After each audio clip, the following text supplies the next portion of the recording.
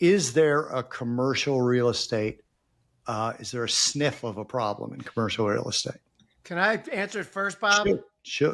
I thought I've had this in my bag of bad things were going to happen for a year and a half now, and nothing keeps happening. When Mitch Rochelle told us about who actually holds the notes and perhaps the exposure to these mid-level banks wasn't as great as we thought there was. So now I hate to pull back and say, no, I don't think it's going to be a problem, but I'm starting to lean that way. But I want to say that first because I want Bob to tell me how wrong I am. Intelligent people change their minds when there's new data. So yeah.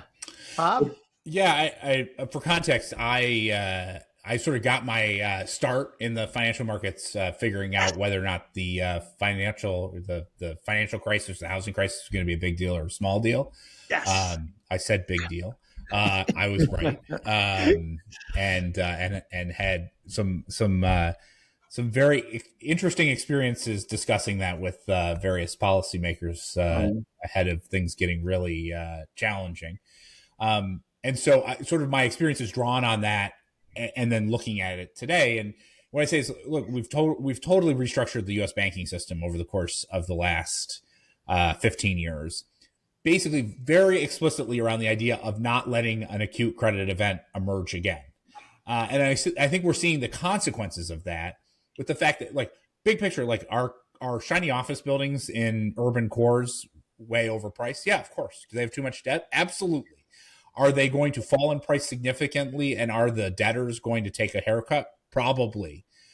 But the whole system is somewhere between designed and rigged to make sure that doesn't create a lot of second and third order consequences.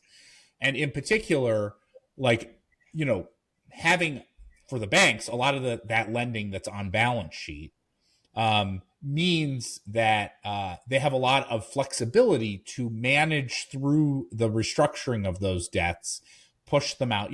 Those debts are typically 10, on average between 5 and 10 years. So we got a long time before they actually come due. Even when they come due, you can sit there and you can say, well, you're delinquent, but let me adjust the interest rate and let me extend the loan and let me do this and let me do that.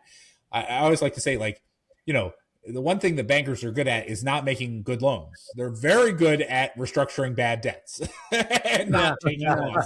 They're very good at that. The problem in the financial crisis is it was mark to market and they were forced to recognize loss. Today, they're much more capitalized. They have a lot of flexibility. And let's be honest, the Fed and other regulators are complicit in the desire to make this not a thing. And so there's a reason why almost 2 years into the CRE crisis, the level of charge-offs on CRE is 25 basis points. They're earning 350 basis points of NIM on those loans. So they are making money on those loans because everyone is complicit in making sure that nobody takes any recognition of loss with any pace. And my guess is we'll all be dead by the time that anyone has a conversation about the great losses of the 2023 CRE crisis. So I will change my answer to that. I think the problems in commercial real estate are largely contained. That's a Fed joke, if anyone doesn't get it,